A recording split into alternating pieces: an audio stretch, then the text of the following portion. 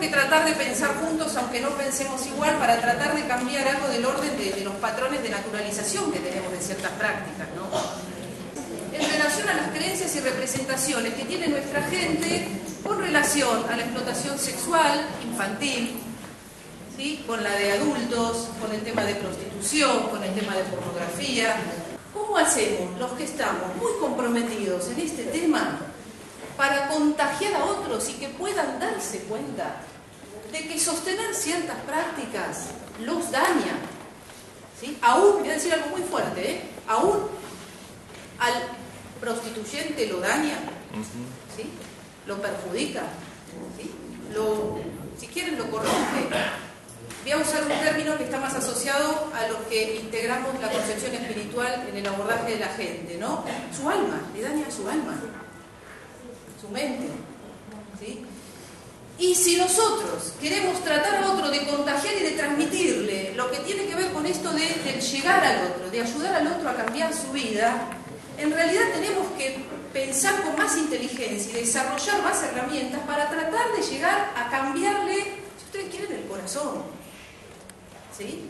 Porque en realidad las personas cambian cuando toman conciencia de lo que les está pasando y de que eso los lastima. Ahora bien, cuidado, porque hay gente que uno parece que, aunque uno se acerque y trate de transformarle ciertas cuestiones de su vida, en realidad no les interesa, tienen otros intereses, tiene que ver con algo de cierta adhesión a lo que es el mal, ¿no? Y al dañar a otro.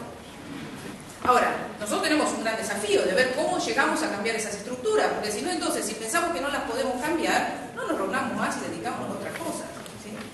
Desde ahí tuvo que ver con esto de ponernos a pensar, en realidad, toda la gente que habilita ciertas prácticas es porque intencionalmente está vinculado al mercado, que de hecho hay un grupo que lo está, o hay gente que es ignorante. Ignorante y no se plantea pensar ciertas cosas. Y así nos encontramos con algo de lo que ahora Alejandra les va a compartir, que tiene que ver con algunos resultados de la muestra, hecha gente comprometida con lo social, que ahí nos rompió los esquemas. Y muchas mujeres, porque uno diría este es un tema solo más de los hombres, ¿no? Muchas mujeres. Las compañeras acá de la campaña presente, que nos han escuchado presentar algunas partes de la muestra en algunos congresos, saben que a nosotros nos sorprendió mucho los resultados, ¿sí? Porque no es que la muestra la hicimos con personal policial, judicial y dueños de prostíbulos. La hicimos con gente que trabaja en lo social. Vieron que inclusive hay una discusión, no los voy a aburrir con esto, pero es un tema de debate que es un compromiso de todos. Hoy es un área que se está planteando en la Secretaría de Niñez fuertemente de que no hay que hablar de víctimas, que hay que hablar de damnificados. Esto es peligroso, ¿sí? Porque es minimizar, no es que nosotros víctimas estamos, que la víctima es pasiva, ¿sí? Estamos minimizando el daño en el otro y el reclamo judicial que se desprende de esto, ¿sí? Pero hay toda una línea en este sentido y que como la violencia está instaurada en el ser humano y hay una violencia que está ya naturalizada, bueno, esto lo podemos llevar al extremo de no llegar a intervenir en casos de cierta gravedad, porque bueno, la violencia es algo natural y hay que trabajar con todos. Los que no conocen saben que nosotros procuramos inclusive, este es un tema polémico, después si quieren lo hablamos, pero no tiene que ver con la mesa, inclusive nos podemos plantear el trabajar con algunos implicados en las violencias, en forma activa, con el victimario, ¿no? ¿Qué lugar le damos, no digo en la explotación sexual, en otras violencias, al trabajo con el victimario? Reconociéndolo como tal, ¿sí? Pero bueno, ¿hacemos algo o no hacemos nada? ¿Sí? O claramente con el caso de los agresores sexuales, donde uno dice, bueno, claramente necesita un límite judicial y tendría que estar encerrado, y esto que se debatía ayer en las mesas que compartimos, bueno, ¿cuánto tiempo tiene que estar encerrado? Si tiene que estar encerrado de por vida, porque acá discutiríamos si se cura o no, ¿no? ¿Vieron esto? Pero nosotros venimos trabajando hace unos años en pensar estas cosas, pero no pensarlas, si ustedes quieren, académicamente, sino pensarlas a partir de la experiencia concreta de acompañar a víctimas en sus sistemas familiares, ¿no? Donde uno, vieron, que no sé si les pasa a ustedes, uno a veces sale de la facultad, los que tenemos el privilegio de haber podido estudiar, salimos de la facultad y los libros de la facultad es como que no nos alcanza, no tenemos que empezar de vuelta, ¿sí? Y empezar a buscar, investigar, y la práctica y el sufrimiento del otro es como que lo que nos enseñaron, vieron que hoy queremos protocolizar todo, como que no nos alcanza.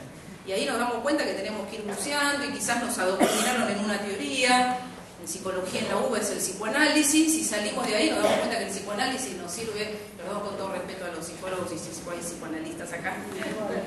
Digo, la teoría, todo bien, ¿sí? La teoría en otros ámbitos, la práctica concreta, en terreno, con la gente. Si es lo mismo la realidad del que está viviendo en Misiones que la que está en una capital, o la que está en un pueblito con la capital, ¿no? Esto que se dice siempre, Dios está en todas partes, pero parece que atiende en las capitales o en Buenos Aires, ¿sí? Desde ahí nosotros, desde el equipo de la asociación, nos problematizamos mucho esto de las creencias y la incidencia en las cuestiones de políticas vinculadas a la transformación de lo público, ¿sí? Y esta tensión entre sociedad civil y lo público, ¿no? Y esto de introducir fisuras en las organizaciones. Hay un libro de Sábato que me gusta mucho, que habla de esto de a la vida le basta el espacio de una grieta para renacer, ¿sí? En la grieta podemos hacer crecer algo, ¿no? Para poder pensar. El libro es La Resistencia, se lo recomiendo, obvio, especialmente. Yo voy a plantear muy sucintamente este tema de las creencias. Fíjense que el día de ayer estuvimos hablando, se habló muy extendidamente sobre todas las cuestiones específicas vinculadas al abolicionismo, que es nuestra bandera y nuestro trabajo y nuestra razón de ser, ¿sí? En esta jornada, ¿no? En esta jornada y en nuestro trabajo cotidiano. Sin embargo, en nuestro trabajo cotidiano nos encontramos también con una fuente muy grande de gente que quiere reglamentar la prostitución. Y esto, lamentablemente, es mucho más extendido de lo que nosotros quisiéramos y de lo que estamos viendo como para decir, bueno, es inconcebible que la gente esté planteando el tema de la reglamentación. ¿A nombre de qué se puede plantear semejante afirmación? ¿Sí? Esto nos ha llevado, nosotros hemos hecho capacitaciones en distintos lugares sobre la problemática que nos convoca, y como les adelantó recién Lourdes, nos encontramos con gente comprometida en la temática, con un compromiso social fuerte, que justamente sostenían esto que acabamos de decir, ¿sí? ¿Cuál era la mejor manera de proteger a las personas víctimas de explotación sexual y de trata? ¿Y qué decían? Y me acuerdo que era un grupo numeroso en las cuales todos sostenían que había que reglamentar, y había una sola persona que tímidamente sostenía lo contrario, que no había que reglamentar. Que obviamente se imaginan que bajo la presión social de que todos opinaban lo diferente, cuando vimos que había una que tímidamente decía, pero que después no se animaba porque se quedó sola, la alentamos, y entonces nos acercamos obviamente a ella, alentándola a que dijera lo que pensaba, que al menos hubiera una persona del auditorio que estuviera en la línea de lo que nosotros queríamos trabajar, pero que justamente entonces, para poder avanzar en esa línea, teníamos que trabajar con todas las demás personas del auditorio, del grupo, como para poder plantear esto, y que no fuera un discurso, digamos, un diálogo de sordos, donde cada uno plantea su discurso y no escucha al otro, ¿sí? Esto para nosotros fue algo muy fuerte.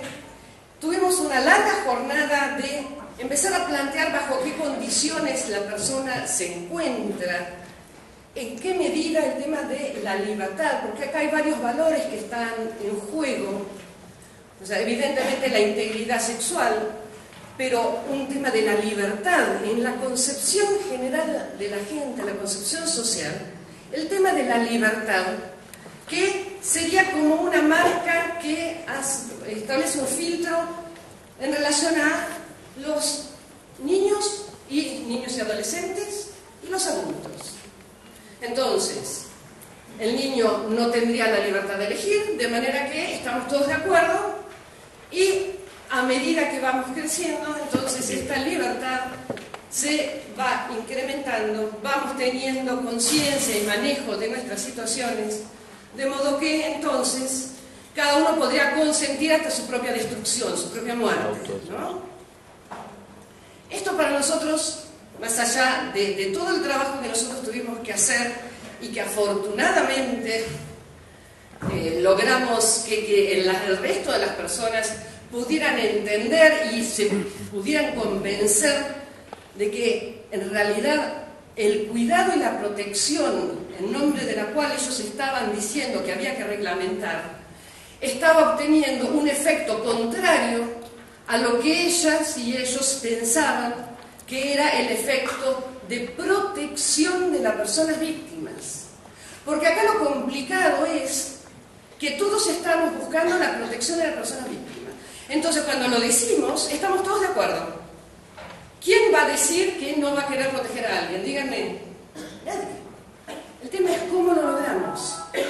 El modus operandi, o sea, cómo hacemos para que la persona esté bien y cómo hacemos para proteger efectivamente a la persona víctima. Esto evidentemente que se encuadra dentro de una concepción global de cada uno y cada cual respecto de las posibilidades ciertas que tiene una persona de modificar su situación y su entorno, ¿sí? Para nosotros, entonces, ver por qué esto se da y para nuestras capacitaciones y trabajar sobre esta temática, ¿qué hicimos? Dijimos, bueno, punto número 1, si acá nosotros vemos que esto se da en este grupo, puede ser que esto sea muchísimo más frecuente de lo que nosotros querramos admitir, de modo que hagamos un primer estudio, que nuestro estudio sería, como, en primer lugar, descriptivo. ¿Qué hicimos? Empezamos a relevar creencias. Las creencias acerca de lo que la gente dice y afirma, no solamente en determinados comentarios generales, sino que también en los periódicos, cuando se encontraba algún prostíbulo y entonces algún funcionario decía, bueno, esta es una manera de preservar la seguridad, y entonces afirmaban, se cuidan a otras personas, etc.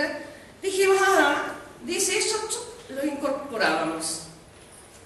¿Por qué? Porque, bueno, queríamos plantear esto que justamente muchos de ustedes tienen, estas afirmaciones que tienen que ver con cuestiones que se dicen, o cuestiones de reconocimiento si saben que la explotación sexual tiene lugar en el medio en el cual se encuentra.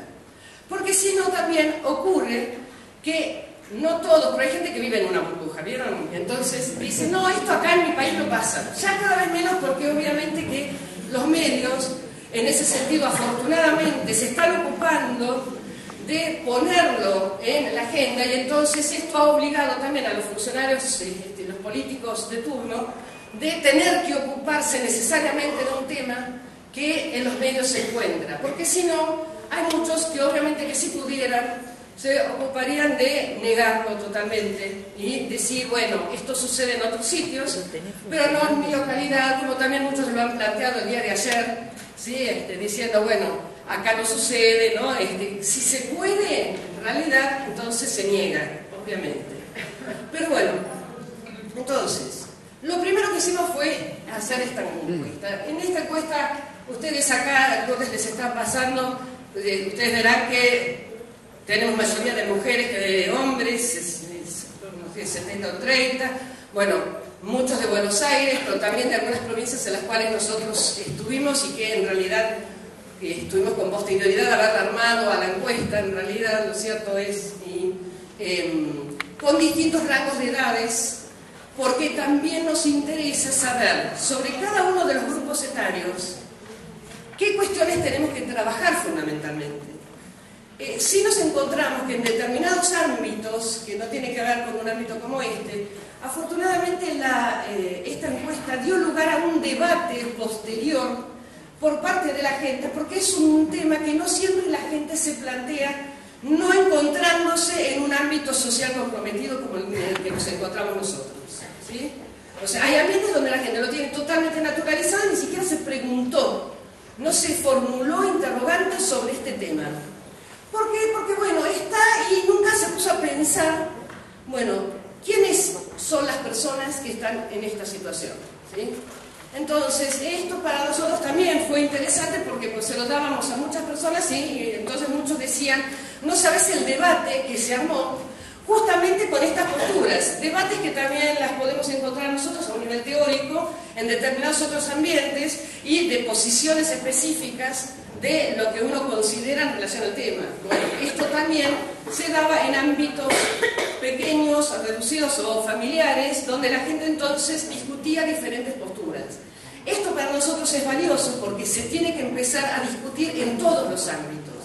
Por eso es importante que uno, encontrándose acá, tenga más elementos para el debate, para poder abrir estos debates, estas reflexiones con otras gentes en otros ámbitos.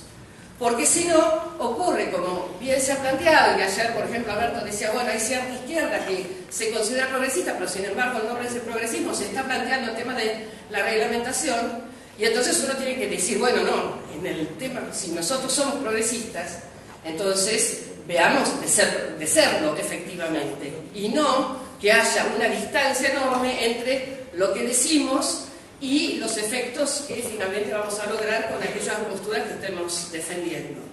Entonces, esto serían como, bueno, las características de esta muestra, y simplemente vamos, bueno, evidentemente si se fijan, había muchos con un nivel de estudio alto, ¿sí? O sea, muchos universitarios completos, terciarios completos y después universitarios incompletos. Esto es, había gente con un nivel de estudios alto en general. Entonces, ¿cómo?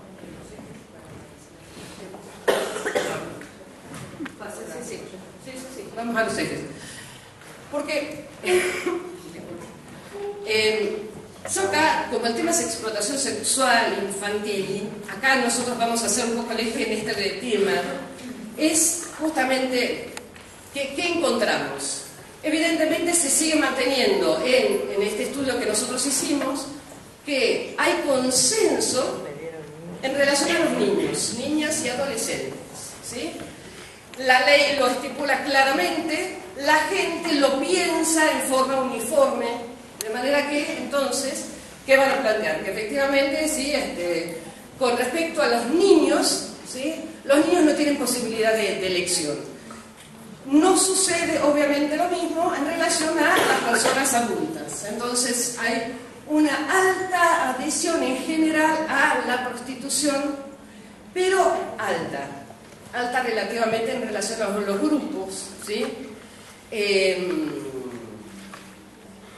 El grupo de hombres que nosotros relevamos es reducido. Sí encontramos que en los más jovencitos de 16 que tenemos a 21 años, no hay ninguna niña que acepte la prostitución y el tema de la legalización de la prostitución. Sí hay varones que pueden pensarlo, ¿sí? Pero son pocos igualmente. Lo que pasa es que nosotros también queríamos decir, bueno, no habiendo ninguna niña, pero sí más varones. Después hay una tendencia a favor que a medida que va creciendo en edad, entonces van adhiriéndose mayor cantidad de sujetos, ¿sí? de personas del sexo masculino a la prostitución, ¿sí?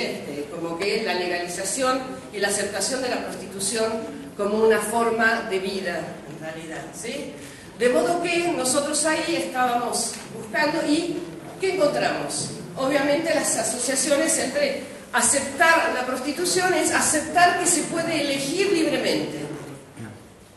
Si yo creo que la persona la puede elegir en nombre de los derechos humanos, yo no puedo ser intrusiva respecto del otro. De manera que entonces se acepta que eligió libremente y que yo no soy quien para interferir. Esto estaba muy presente en muchos. Es más, si les digo cuál fue la manera que nosotros empezamos a plantear, tuvimos que empezar a poner en el punto cuál es el eje. ¿Cómo defino que alguien es libre? ¿Cómo planteamos que efectivamente soy libre de elegir mi estilo de vida? Porque si vamos a una cuestión más trascendente, decimos la libertad total no existe para nadie. Y este es un argumento que obviamente con certeza nos lo planteaban. ¿Quién es totalmente libre? Es verdad, nadie. Yo no soy libre de hacer lo que quiera absolutamente. Ninguno de ustedes lo es y nadie lo es. O sea que en esos términos, digamos, es cierto. Pero cuando hablamos de libertad, ¿de qué estamos hablando? No existe la libertad total, y es cierto. Pero sí lo que existe es el libre arbitrio, ¿sí? La libre elección. ¿Cómo sé que alguien es libre? Cuando tiene posibilidad de elegir. Cuando tiene la posibilidad de elegir. ¿Y cuándo voy a saber? Este es un punto muy bien que es crucial. Que tiene la posibilidad de elegir. Y si tiene la posibilidad de elegir, significa que puede decir que no a determinadas opciones. Si yo no puedo decir que no, no soy libre. La adhesión mía frente a algo que yo pueda decir que no, significa que fue una elección libre de mi parte. También la libertad pasa por... También la libertad no solamente pasa por la posibilidad de poder decir no a una de las opciones, sino también a ver quién construye las opciones y cómo se construyen las opciones. Porque a veces estamos en una disyuntiva de aparente libertad donde en el menú no están todas las opciones posibles. Entonces tenemos una aparente libertad, pero que en definitiva estamos consentidos a elegir entre el menú que nos colocan. Es que en ese caso yo digo que no a todas las opciones que me están planteando y tendré que elegir una. Porque en eso, sí, pero está muy bien justamente, en realidad este es el punto. Porque no es fácil cuando nos encontramos frente a alguien y entonces estamos planteando este tema de la libertad. ¿Sí? Tenemos que nosotros acá en estos ámbitos ponernos a pensar cómo es este tema de la libertad para poder rebatir dentro de este ámbito donde hay gente que lo está planteando y de una manera peligrosa. Lo peligroso es que también ellos están hablando de los derechos humanos. Y nosotros, en el nombre de los derechos humanos, les estamos diciendo que no. ¿Quién está más a favor de los derechos humanos? Y no nos vamos a poner en una disputa en este sentido, porque no es una competencia, sino una reflexión profunda sobre cuáles son los valores, cuáles son las posibilidades ciertas que tenemos en determinados ámbitos para poder manejarnos, ¿sí?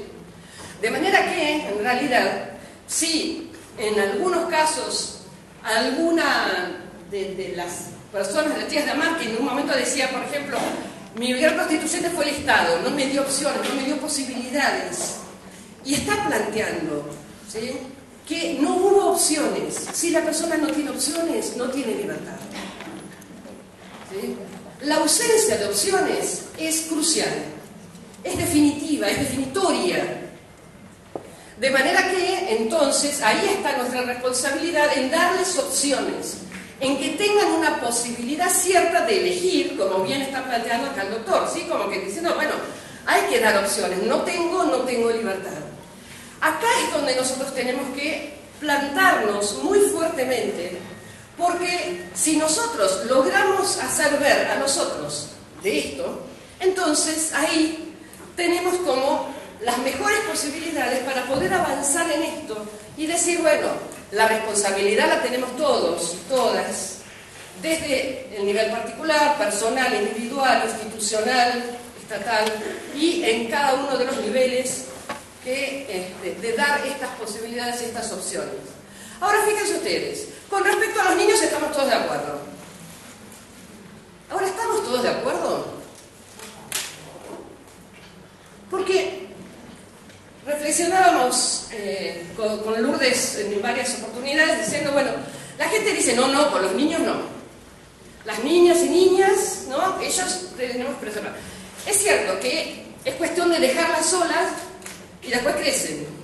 Y a los 18 años, en realidad hay uno de los puntos que justamente decíamos, si el Estado tiene que intervenir cuando una persona cumple 18 años. La cantidad de personas que consideraron que es algo libre, entonces cumple 18 años, yo me corro, listo. Mi responsabilidad, mi preocupación, mi interés por esa persona tiene un plazo. Cumplió 18 y yo ya, entonces parece que mi preocupación y mi gran interés se esfuma. Estoy exagerando, ¿no? Sí. Pero bueno, de todas maneras hay algo de esto, porque uno va a plantear, bueno, en realidad, si esto es indigno para la persona humana, entonces no es una cuestión de edad. Hay que ver bajo qué condiciones, porque se da por supuesto que los chicos no pueden elegir, ¿sí? Y entonces esa posibilidad de elección estaría dada a medida que vamos creciendo, que si el crecimiento va acompañado de ciertas posibilidades con el entorno que permitan que justamente tener opciones, entonces está bien, pero tenemos que esto no darlo por supuesto, sino que tenemos que constatar si efectivamente esto se da de esa manera o no. ¿Sí? Ahora bien, lo que hemos encontrado es, todos están de acuerdo en que Internet puede ser peligroso. Las salas de chat públicas también. Ahora, yo les pregunto, ¿cuántos padres, cuántas madres se ocupan de cuidar a sus hijos cuando se encuentran frente a la computadora? El nene o la nena juega ahí con la computadora y entonces los padres obviamente que aprovechan para hacer una cantidad de cosas que si no, no podrían, porque entonces tener ocupado. Que no está mal, digamos, obviamente que uno no va a plantear en contra de esto, pero sí fijarse que está mirando el nene o la nena, porque ustedes saben que, por ejemplo, los pedófilos, o sea, también estaba muy consensuado el peligro y la asociación que hay entre prostitución y pornografía. Todos consideraban que estaba mal, en su gran mayoría, obviamente, que estaba relacionada la pornografía con la prostitución y que no era bueno que miraran las imágenes de los niños desnudos por internet, aunque no los tocaran. ¿Sí? Porque entonces era un poco decir, bueno, ver nada más. Nosotros estamos en una cultura donde el ver está priorizado por encima de todo, ¿no? Como que la imagen tiene hoy por hoy un peso que es contundente. Entonces, todos están procurando ser vistos y todos quieren ver, ¿sí? La mirada hoy pasa a tener un peso que es crucial, de manera que entonces dijimos, bueno, si mira o no, si mira nada más, no importa, mientras no se acerque y no haga nada. Ahora, evidentemente que en esta cultura del mirar, la persona no se queda con la mirada únicamente, ¿sí? Y por otra parte, vamos, ¿de qué manera naturalizamos ciertos grados de violencia? Si no es a través de un cúmulo de imágenes que vemos en forma continua, no solamente los y las adultos, sino los niños y las niñas y los adolescentes, que después dicen, ay, qué mojigata, ¿cuál es el problema que esté así? O sea, como que se consideran muy superadas y superados diciendo, bueno, es normal. Porque normalizar algo, ¿de qué se trata? Bueno, presentarlo con tanta frecuencia que finalmente es normal. ¿Por qué? Porque lo mismo muchas veces pasa a ser normal. Y nuestra tarea es cuestionar esa normalidad. Porque eso no es que sea normal. Exactamente, es común y además tiene que ver con ciertos intereses de determinados ámbitos donde lo que hacen es normalizar. O sea, si yo quiero instalar algo y tengo plata, ¿no? Entonces me ocupo de mostrarlo en muchos ámbitos hasta que la gente lo normaliza, le parece completamente frecuente, forma parte de la realidad. No necesariamente va a formar parte de la realidad. Hay unos intereses contrapuestos a otros. Lo que pasa es que hay otros valores u otras maneras que no tienen estas posibilidades de plantear otros valores, otros sistemas de creencias, otras imágenes diferentes que tengan que ver con el cuidado efectivo, con la protección, con el respeto, ¿sí? Porque estos son patrones que no están figurando en los medios y la gente entonces no adhiere tanto a eso porque ya parece como que están viejos esos esquemas, ¿no? de relación. Entonces, ¿nosotros qué planteamos? Veamos lo que plantean, veamos lo que se hace.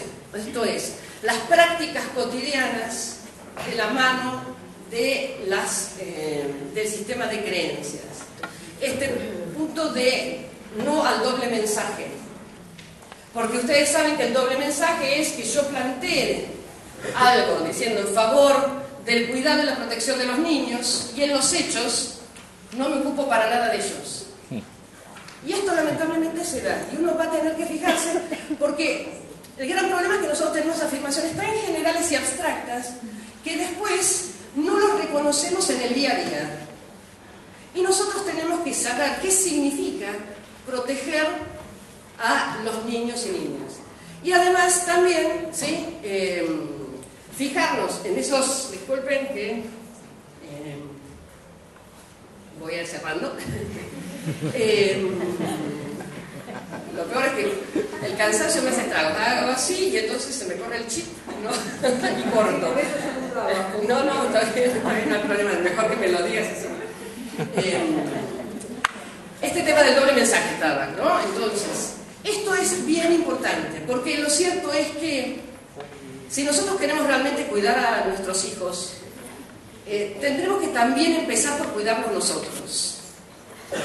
Porque ustedes saben que también es cierto que los chicos aprenden mucho del modelo de su entorno, de sus padres, de sus maestros, de los amigos, de todas las personas del entorno funcionan como modelos, particularmente de aquellos con los cuales ellos se identifican. Enhorabuena que se puede identificar con un conocido, con esas personas que son buenos modelos. Y buenos modelos no significa que yo tengo que ser el modelo de virtud, ¿sí? Pero sí ser una persona cuidadosa, porque, díganme, ¿quién no se equivoca? Y todos nos equivocamos. Ahora, ¿cuál es el punto? Bueno, poder admitir mis errores, poder hablar sobre esto, poder buscar, o sea, en este camino de búsqueda que tenemos todos para tratar de mejorar, de hacer las cosas bien, de asumir los errores y tratar de ver cómo uno repara si se equivocó en algo y poder plantear al otro, en este diálogo auténtico con el otro, de que sea un encuentro y no un monólogo, ¿sí? El diálogo es lo que permite pensar, el diálogo es lo que permite reflexionar. Tenemos una cultura donde hay poco diálogo en general, ¿sí? Entonces hay poco encuentro con el otro. Si no tenemos encuentro con el otro y simplemente le bajamos un catálogo de principios a los adolescentes, diciendo todo lo que no hay que hacer, y no siempre decimos lo que sí es bueno hacer, porque cuánta gente dice, no hagas esto, no hagas lo otro, castigo, castigo, castigo, sí, pero no. ¿Cuál es el modelo? ¿Para que el chico se quede enquistado en un lugar sin poder moverse? O más bien plantear, bueno, ¿qué podemos hacer? Hagamos esto, hagamos propuestas proactivas de cuidado, de solidaridad, de respeto. Entonces, nosotros lo que vamos a plantear es, en el tema de cuidar a los chicos, ¿sí?, en relación a estos temas de la explotación sexual, si los cuidamos, les planteamos que son valiosos, que la vida de cada uno es valiosa, la vida de sus padres también y la vida de cada uno es valiosa. ¿Y cómo nos cuidamos nosotros y los cuidamos a ellos?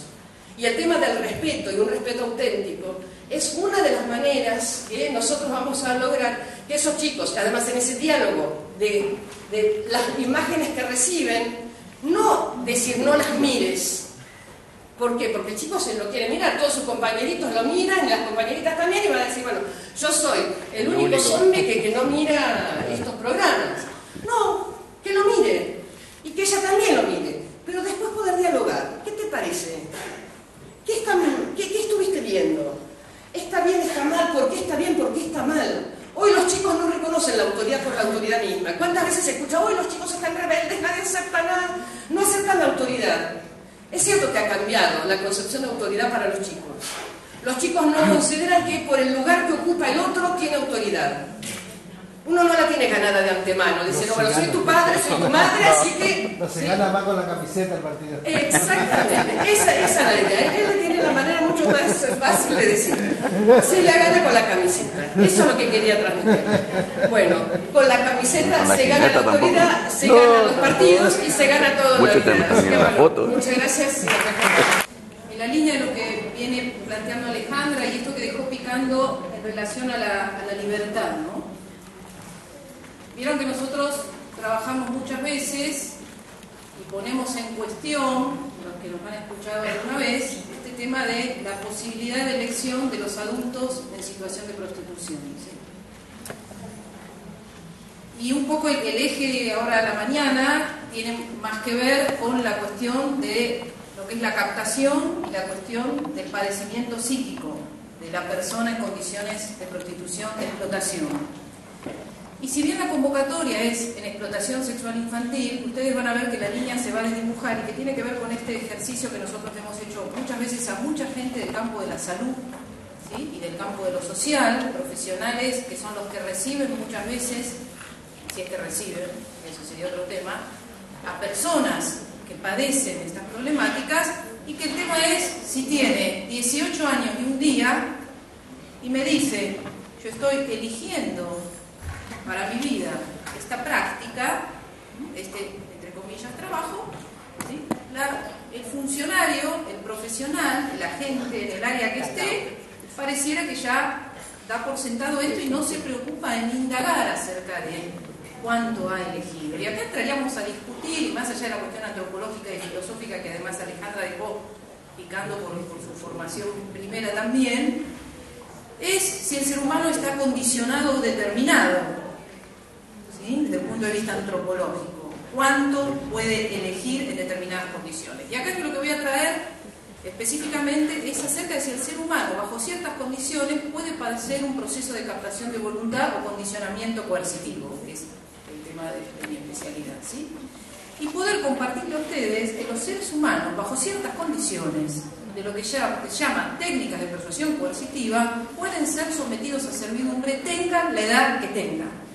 Ahora bien, atención, la mayoría de las personas que se han visto en su vida implicadas en esta situación por diversos motivos, y se llamen como se llamen, en realidad en sus vidas, desde muy temprana edad, sufrieron situaciones de violencias reiteradas. Vieron que más que hablar de la violencia, en estos últimos años algunos estamos hablando de las violencias, ¿sí? Porque las violencias son muchas, y tanto confluyen y se combinan bajo técnicas de persuasión coercitiva, que ahora rápidamente voy a tirarles algunas para no hacerles muy densa la exposición. Podríamos pensar que estas se sostienen desde temprana edad y se perpetúan más allá de la mayoría de edad. Entonces, acá no es el tema ya de discutir, y está muy bien este planteo que ayer se hacía desde temprano, ¿no? De si consintió o no consintió más allá de la edad, sino es si evaluar si esa persona, independientemente de la edad que tenga, ha padecido ciertas técnicas de persuasión coercitiva desde temprana edad, porque es como un continuo que va más allá de la etapa evolutiva que atraviesa, ¿sí? Es si pudo elegir estar donde está, más allá de lo que me diga. Ahora, está bien, es cierto, uno en nombre de quién se adjudica, yo tengo la visión por mi formación de decir vos estás siendo sometido y no elegiste. Esto es muy fuerte también, porque otro me puede decir que usted quién se cree que es, usted no pasó ni la mitad de lo que yo pasé. ¿En nombre de quién o no? Uno no le ha pasado. Y también es válido, y uno con mucha humildad tiene que caer de rodillas ante el misterio del otro, ¿no? Y decir, no, bueno, respetuosamente, pero yo ayudaría a pensar qué te pasó a vos desde muy chica o muy chico, ¿sí? Porque si bien la mayoría, en su mayor porcentaje, son mujeres y niñas, hay una franja de niños atravesados por esta situación, ¿sí? Y personas con otros géneros. Entonces digo, cuidado con esto, ¿no? Cuidado, y esto de poder pensar, sobre todo aquellos que se están formando con una gran inquietud, los jóvenes que están aquí y están en las universidades, porque estos temas en la universidad no se plantean, ¿sí? Se habla mucho de estructuras psicopatológicas, ¿sí? Se habla mucho de rotular a las personas, si son neuróticas, psicóticas o si están en un estado de alteración psicótico, y se le toma, perdón, ¿dónde están los psicólogos o psiquiatras que acabo estudiantes? ¿Hay algunos, uno por acá, unos poquitos? Ya, bueno, aquel, ahí está. Cuidado y presten atención y confronten a sus docentes si las estructuras que se nos plantean para tratar de entender al otro en realidad contemplan estas problemáticas, ¿sí? Porque en general no se habla de trastornos, o se habla de trastornos disociativos en determinados márgenes, ¿sí? O se habla del síndrome de Estocolmo, ahora lo vamos a ver por si alguno dice qué está diciendo esta mujer, ¿sí? Pero no se habla de cuál fue el proceso que llevó esa persona a ese padecimiento psíquico. Y también cuando se nos entrena, ¿vieron? Yo lo veo mucho en las causas judiciales, ayer lo hablábamos con la jueza en el almuerzo, que me compartió un caso, y yo le decía, bueno, cuidado cuando mandamos, ¿vieron los que trabajamos y nos toca estar involucrados en una causa? Mandamos, me viene el caso Ramoncito de Corriente, que yo lo fui siguiendo de lejos porque estaba en el cargo en el Estado, cuando pedí de ponerme a disposición me sacaron corriendo, después entendí bien por qué. No, bueno, pero por cómo se trató a la chiquita y demás, era la cuestión, que es el caso, usted conoce el caso, vinculado vinculada al ritualismo, trata una serie de cuestiones vinculadas a prácticas umbandas, más allá de todo el tema del poder. Yo me especialicé en reducción a la servidumbre y desarrollé un instrumento de evaluación de reducción a la servidumbre. Por esto que uno se encuentra que la práctica forense, los profesionales del campo de la psicología, la psiquiatría y del trabajo social de la práctica forense, tienen un sesgo muy parcial a la hora de la evaluación de las víctimas y procuran encasillarlas en los patrones y en las estructuras muy enroladas en determinadas líneas teóricas. Entonces le toman a las víctimas ciertos test que no sirven para evaluar el padecimiento de la víctima. Me dan un perfil de personalidad, pero que no me sirve para nada para poner en cuestión si aceptó, si es posible, aceptar determinada práctica, si consintió. Entonces, cuando hablamos de técnica de persuasión coercitiva, ¿sí?, fíjense, hablamos de técnicas que se implementan en un determinado contexto, que está atravesado por la coerción, ¿sí?, por la presión, por un uso excesivo de la fuerza. No fuerza física solamente, sino psíquica, ¿sí? Esto que tiene que ver, lo que se habla de dominio psíquico. Históricamente se asoció el uso de la fuerza a lo físico. Instalar en lo judicial, ¿sí?, el dominio psíquico es todo un debate muy fuerte, porque además hay que probarlo. No es una cuestión de declamarlo, lo tengo que probar. Y si vamos a seguir utilizando las técnicas de evaluación del 1900, estamos en el horno, ¿sí? Si pensamos que tomarle a las víctimas gráficos, ¿sí?, o test de inteligencia para evaluar si existe o no dominio psíquico, no sirve. Entonces tenemos que poder pensar con otras herramientas. Ahora bien, estas técnicas de persuasión coercitiva que yo voy a desarrollarles como muy rápidamente, están agrupados en un instrumento según, fíjense, ahora vuelvo, a nivel ambiental. Ahora vamos a ver la coerción ambiental vinculado más al campo de lo social, que tiene que ver con las restricciones de la familia, de los amigos y demás, con el alejamiento de sus campos de inserción. A nivel físico, con todas las distintas formas de maltrato, con la restricción en la alimentación. Ahora se las digo, estoy más tranquilas, a las que están anotando y demás, porque yo veo que la gente empieza a desesperar por anotar. Y a nivel psicológico, agrupadas en cognitivo, comportamental y emocional. Es decir, hay como una gran cantidad de técnicas que yo puedo detectar más allá de si la persona me habla más o menos. Ahí tiene que ver con la habilidad y el entrenamiento del entrevistador, ¿sí? Y acá va más allá de si el entrevistador está en el campo de lo jurídico. Los abogados sí es muy importante que conozcan esto para poder pedir esta evaluación, claro, y exigir al perito en el expediente que esté formado en esa línea o convocar a alguien que esté formado. Para los que estamos en el campo de lo social, este instrumento lo podemos utilizar porque también, y acá está el gran desafío, nosotros los operadores, independientemente de la formación que tengamos, aunque no tengamos una formación profesional, podemos empoderarnos de ciertas herramientas, podemos hacer informes al respecto y dejar por sentado algunas de las victimizaciones que sufren las personas que acompañamos. Y lo podemos presentar de manera ordenada, porque este instrumento está basado en observables. No es que a ustedes se les va a pedir un diagnóstico psicológico. Estoy hablando, por ejemplo, fíjense, vuelvo para atrás, ¿me lo olvidé? Bueno, si no, acá está. Una técnica muy frecuente que se utiliza no solo en el ámbito de la explotación sexual de niños, niñas, adolescentes, que estamos haciendo foco fuertemente ahora en esta mañana, sino también en adultos, pero que son captados siendo niñas, niños y adolescentes. La mayoría son captados de niños, niñas, adolescentes. Por eso este tema de la prevención, y por esto de la prevención del abuso sexual es prevención de la explotación sexual. Esto de la cercanía de los paneles en este tema, prevenir el abuso sexual es prevenir la explotación, porque la mayoría de las víctimas de explotación sufrieron abuso sexual. Digo, cuidado con eso, ¿sí?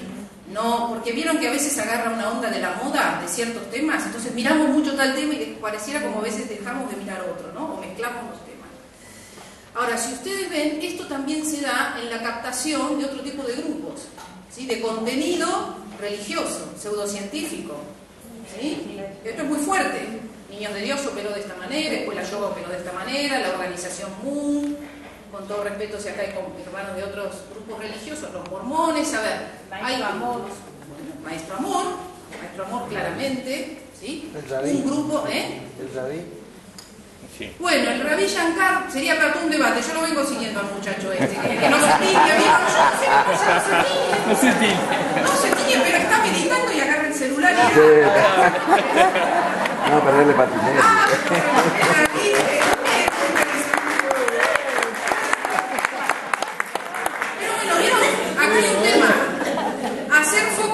no se puede editar por una cuestión de peso. Yo además estoy obsesionada con el maestro Amor de Catamarca, porque además el maestro Amor no se lo pudo condenar.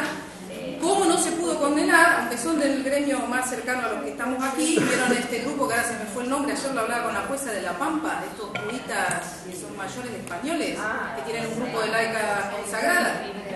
Los Servis Trinitatis. Servis Trinitatis, o verbo encarnado, lo decimos en Mendoza, a los del gremio, que son católicos, bueno, pero a ver, acá hay que poner la cosa. Terribles. Y uno toma las víctimas y las... ¿sí?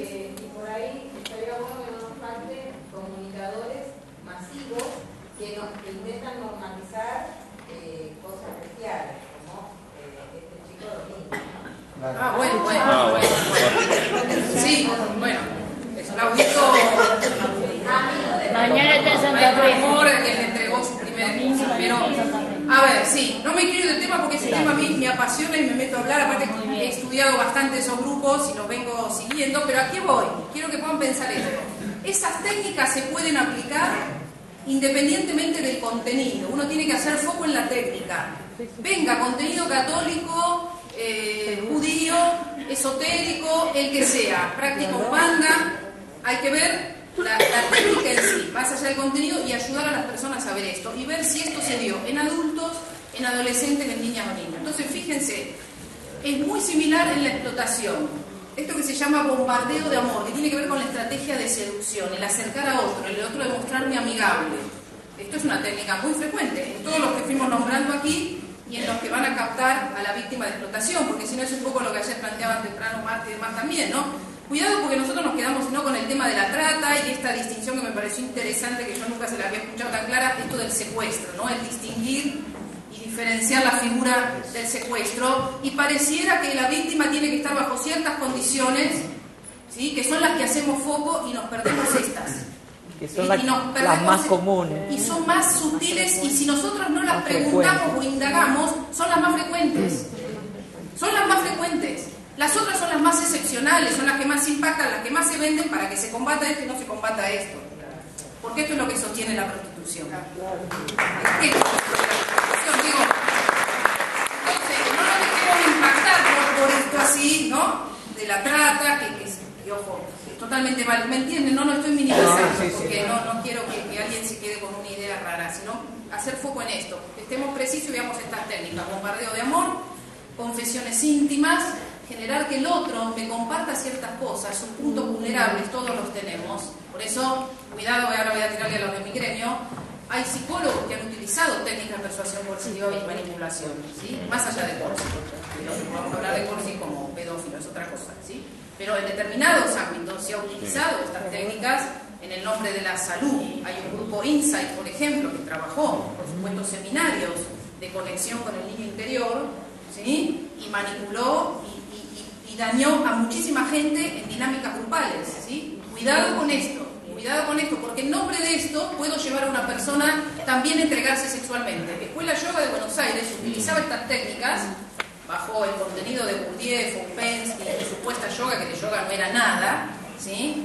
Y llevaba a las personas a orgías y a las mujeres a entregar a sus hijos al maestro, al líder, ¿sí? Entonces, pero previamente sabía sus puntos vulnerables y los iba trabajando. Y era gente de clase media, alta, universitarios, psiquiatras, psicólogos, digo, porque también rompamos como un mito, si bien en la explotación sexual hay cierta vulnerabilidad que está más acentuada en personas con restricciones económicas más importantes, hay una vulnerabilidad social, pero cuidado, no se nos escape, en otros contextos esto también se tiene, ¿sí?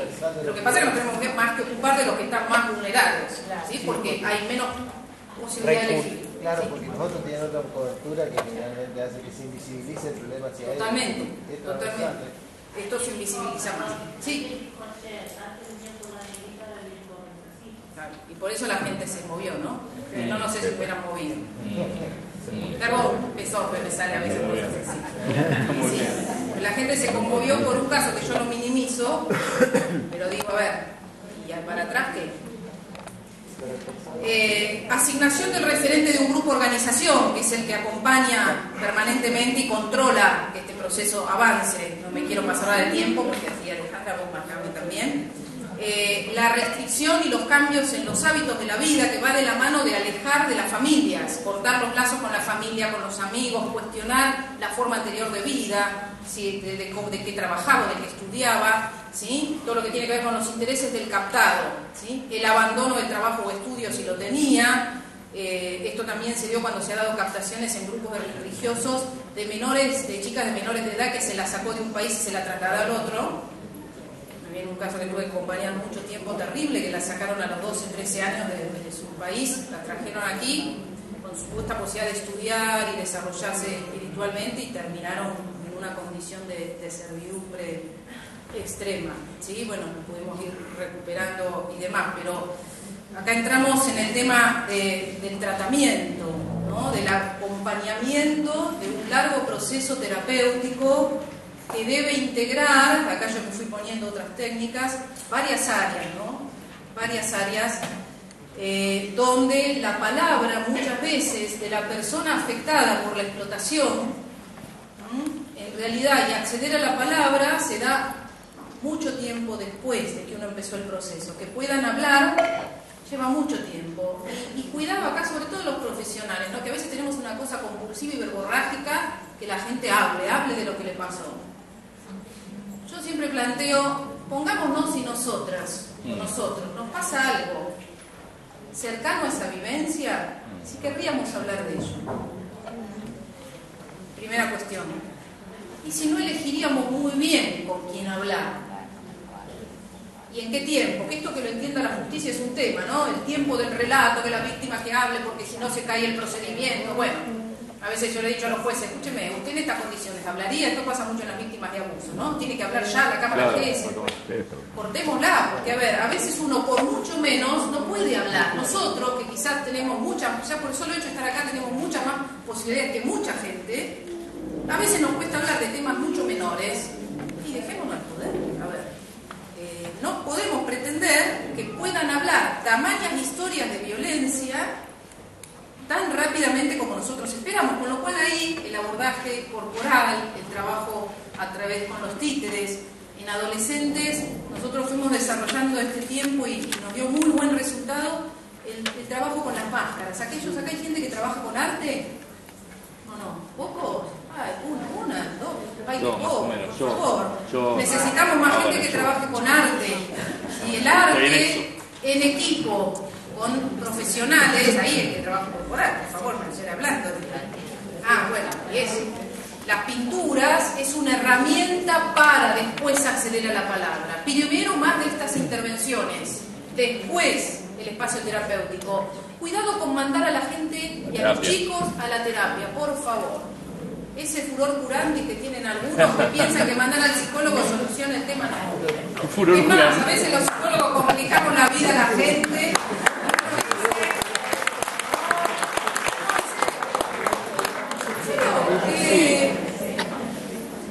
Tiempo al tiempo. Se me van a enojar algunos psicólogos, ¿no? Porque espero que no mucho, pero además, ¿quién? Y si es el momento, a veces es el momento.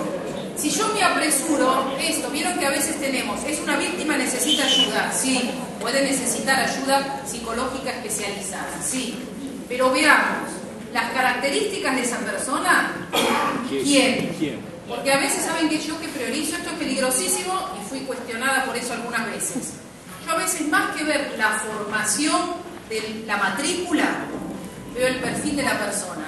Y a veces tengo que mandarla a hablar más con una persona de la comunidad, mira, andar a hablar con fulana de tal, aunque no tenga el título de nada, o que esté acompañando espiritualmente, ¿sí? O que tenga tal perfil de trabajo comunitario, y a lo sumo esa persona es acompañada, asistida y orientada por un profesional de la salud, que le va dando puntas del proceso terapéutico.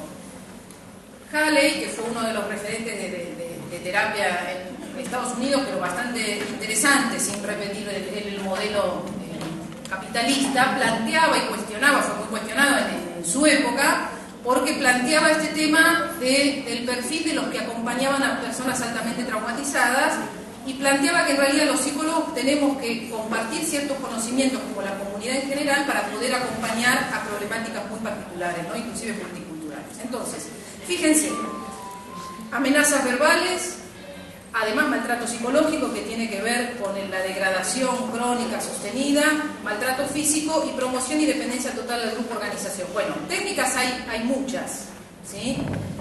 Como les decía antes, lo que hay que pensar, fíjense, que tiene que ver con lo que se da a nivel ambiental, lo que tiene impacto físico, que viene con todo un deterioro, no solo desde la alimentación, sino con la restricción en las horas de descanso, con los castigos, y todo eso tiene impacto psicológico. Por eso, si uno ve que se aplican tantas técnicas, eso va de la mano del consecuente daño, ¿sí? Que sirve para ser evaluado desde el punto de vista judicial y que se logre también una condena acorde, porque también nos interesa esto, lo que tiene que ver con la sanción social. Ahora, esto se da en el marco de un proceso que les pido nada más 5 minutos más de atención y después si interesan las preguntas volvemos, para no irnos de tema.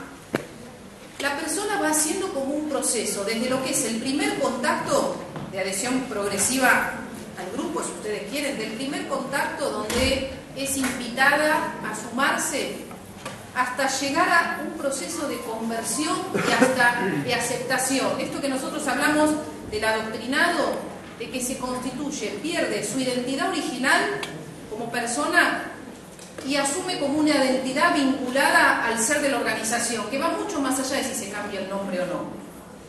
El cambio de nombre no es solo por un tema de resguardo. A veces el cambio de nombre también tiene que ver con un falso self que se instala, no es solo protección. Y es este tema que uno ve en las víctimas que se han como asumido en esta nueva forma de vida, ¿sí? Ya sean niños, niñas, adolescentes o adultos, en la defensa de su perpetrador, en la defensa de su agresor, en la defensa de su proxeneta. En lo que tiene que ver con esto que yo les decía antes, el síndrome de Estocolmo, la identificación con el victimario. Y lo que tiene que ver con los cuadros más vinculados a los trastornos, que tiene que ver con los trastornos disociativos.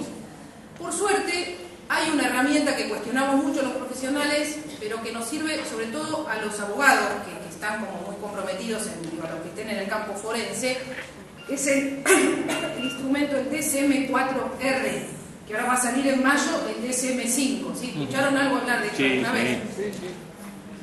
Esto acá en la Argentina, en los campos de la salud, es ultra criticado. Díganme si los que estudian psicología no se lo vieron todo secado, criticado. Sin embargo, lo que tiene interesante este instrumento, que es como tipifica o organiza algunos trastornos mentales, da como describe síntomas, ¿sí? Y los agrupa en síndromes. Lo que es interesante, que hay el trastorno disociativo no especificado, acepta, y utilícenlo en los expedientes, que las personas bajo indoctrinamiento o sujetos cautivos pueden padecer ciertas patologías, que hace que no recuerden ciertas cosas. Entonces, cuando una víctima no quiere hablar, utilicen este instrumento del DSM-4R, próximo a salir el 5 ahora brevemente, es que pueden bajo ciertas condiciones no hablar por estar sufriendo una cuestión de trastorno disociativo. Entonces, astuto como serpientes y sencillo como paloma, pero astuto como serpiente, utilicemos ciertas herramientas del sistema para poder nosotros generar ciertos cambios en los expedientes, si lo tenemos. ¿Sí? No, bueno, les había pensado este tema de cómo hacer informes específicos. Hay un tema que quiero que cerrar y voy a darte la palabra para hacer algún trabajito. Ayer, esto lo agregamos anoche, ¿no? Después de la cena, lo que nos quedó después de la cena y el lío que hicimos en el restaurante. No saben el papelón que hicimos. Pues digan que cuente. La hermana fue la que... Sí, no hay nadie de los medios, no hay nadie. Faltaba una cámara, ¿vieron? Sí, faltaba. ¿Cuántos síntomas y signos nosotros tenemos de lo que es traumatización vicaria? ¿Qué es esto, traumatización vicaria? Nosotros muchas veces, los que trabajamos mucho tiempo en estos temas, cuidado, que de alguna manera vamos sufriendo y vamos afectándonos por las situaciones traumáticas. Digo, este tema del cuidado, que no muchas veces en nuestros grupos esto nos detenemos a tener tiempo para eso. Sentamos a pensar juntos, el encontrarnos, el charlar, sí, es una herramienta y sirve mucho. Pero fíjense y prestemos atención, no se me asusten ahora, porque yo cada vez que lo doy empiezo, ay, esto lo tengo, esto lo tengo. Todo. Bueno, eso quiere decir que tenemos que tomar un descanso. Todo. Si nos retiramos Todo a tiempo, completo, podemos mirá. estar para otra batalla. Desde el primero al último. Miren, cuidado, estos son signos de alerta. Esto no quiere decir, no se me asuste, no se me asuste. Esto no quiere decir que tenemos que retirar y partirnos todo, pero sí digo alerta. Cuanto más nos fijamos, bajemos un cambio. A veces, miren, tenemos que ayudar a menos personas, pero seguir más tiempo. Bajar la cantidad. Y contagiar a otros a seguir haciendo esto que antes Alejandra decía, el trabajo con los jóvenes, el contagiar a otros, el involucrar. Bueno, la gente de la campaña que hace de todo, que la campaña, fan, digamos, esto. Eso no se mete a copiarlo. No, cuidado, porque fíjense, miren, a nivel físico y psicológico, agotamiento, llegamos a la noche, estamos así que no podemos nada y ahí queremos ver cualquier porquería porque la cabeza queremos que se nos vaya, ¿no? Ponemos la estupidez más grande para no pensar. Ya no toleramos ver ciertas películas. ¿No les pasa? No, sí, películas. A mí me empezó a pasar hace poco. Yo siempre fui de ver películas dramáticas. Claro, ya no. Me den comedia. Sí, también, sí, es verdad. Pero el problema es que no encuentro comedia buena. No hay. Todo drama es. Es más, yo ahora les iba a recomendar una película y dije, no, ¿qué voy a hacer? Le voy a recomendar encima una película que es un drama, no, pero ojo, las películas sirven para El Chavo, mira la hermana. Sí. La hermana mira el Chavo. El Chavo del 8, claro. El papá miraba el zorro. El Chavo del 8, y sí, bueno, esto tiene que ver. Dolores de cabeza, molestia física, ¿vieron esto? De las contracturas, problemas gastrointestinales, los que lo tienen, ¿sí? Cuidado con la disminución en la calidad del sueño y cuidado con esto de imágenes intrusivas. Nos vienen los flashbacks de lo que nos van contando. Tal cual. Y ahora, más allá del chascarrillo, en esto sí hay que prestar atención y ciertamente, a veces cuidado. Tenemos que hacer menos y sumar a otros y a ver, tenemos que saber que nosotros, y en esto, bueno, los que tenemos cierta visión trascendente, esto nos puede ayudar, ¿no? Los que no, nosotros en el grupo somos pluralistas y tenemos gente que no participa en ningún sistema de creencias y demás, bueno, ahí se complica más porque el padecimiento por la injusticia y la desesperanza con relación a esto cómo va a cambiar, digo, bueno, aquí tenemos los que tenemos quizá una visión más trascendente, ayudar a esto, no para calmar conciencia ni tranquilizar los ánimos, sino para poder tranquilizarlo y decir, bueno, hay algo de lo cual nunca vamos a poder, ¿sí? Claro. Porque nos invade, los que somos sensibles, estamos tan abiertos a lo del otro, es como que todo nos afecta. Ahora, cuidado que cuando ya todo nos afecta, no vamos a poder ayudar y sostener a otro. Insisto en esto, ¿sí? Yo muchas veces, cuando trabajamos con equipos técnicos específicamente, les pregunto, ¿cuántas familias están acompañando? ¿Cuántas personas están? Cuidado con excedernos, porque después empezamos a trabajar mal, sin quererlo, ¿sí? Fíjense, no se me asusten, ¿no? Pero a nivel personal podemos empezar a tener cierto escepticismo y tristeza. Estamos en el horno, ¿eh? Estamos en el horno. ¿Sabes qué? Este es ¿Sabes qué? Poné la película, ¿no? Poné la película. Pone una comedia, pero bueno. Poné el Chavo. Entonces, a ver, esto fíjense que a uno le pasa. A mí me ha pasado, empiezo a cuestionarme ciertos valores, ¿no? ¿Cómo es posible, no? Que esto no se transforme desde otro lugar, que tiene que ver con la desesperanza, ¿no? La sensación de peligro, el estado de alerta, dificultades en la concentración. Bueno, esto es burnout, fatiga crónica. Más para ustedes sería fatiga por empatía. Me parece que para ustedes es fatiga por empatía, ¿no? Y en esto sí, la clave, cambios sociales, bueno, cuidado con el cuidado de la falta de cuidado de la familia, porque nos volvemos más irritables, ¿vieron? Sí. Y empezamos, nos la agarramos con lo que tenemos cerca. Y sí, bueno, pero tiene que ver con lo social y podemos correr riesgo de perder la confianza en otros. Quizás en nuestros equipos no, pero en otros, ¿no? No me entienden, no se dan cuenta lo que me pasa, ¿no? Pero bueno, a mí dicen que se me paran los cabellos, ¿vieron? Voy a cortar más rápido. Ayer cuando íbamos a la televisión, Alberto me dice, peinate un poco. Un día un pacientito, no me olvido más que voy a cerrar, un pacientito me dice, Lourdes, ¿no se tiene que cortar el pelo? Te mató la autoestima. Yo solté y dije, chao, ahí me fui, pero no se le paran, mira. Ahora, es cierto que para cambiar ciertas cosas uno, a ver, nosotros no podemos cambiar nosotros si no tenemos un cambio desde uno, y si nosotros no nos cuidamos y ponemos el límite, no es que otro nos puede ayudar, pero hay algo del cambio en uno, ¿no? Y también desde cuidar los equipos de los cuales uno participa, ¿no? En esto como que es fundamental, y también ver cuando, que ustedes lo tienen acá, los que acá están esto lo tienen, yo esto muchas veces en grupos que están más fragmentados, que están en cargos públicos, ¿no? Que se pelean entre ellos y están todos ocupándose de la misma gente, pero están peleados entre ellos, porque yo soy de desarrollo social, yo soy de salud, yo soy de la MUNI, yo soy de Pincha, soy de Nación, y voy a decir, bueno, pero si están ocupándose todos por la misma familia, ¿no? En el caso de ustedes no, pero sí quizás más en la alerta, el trabajo en uno mismo y el trabajo en los grupos que participan. Porque es cierto que si no, fíjense, para terminar con un toque así de humor y pasarle de vuelta a Alejandra, ¿no? El riesgo es que las cosas sigan igual en el país, o en los grupos, o en las comunidades donde todos tienen razón, ¿no? Entonces cada uno va por su lado, haciendo lo que le parece, sin trabajar en... Bueno, a ver qué propuesta más saludable Alejandra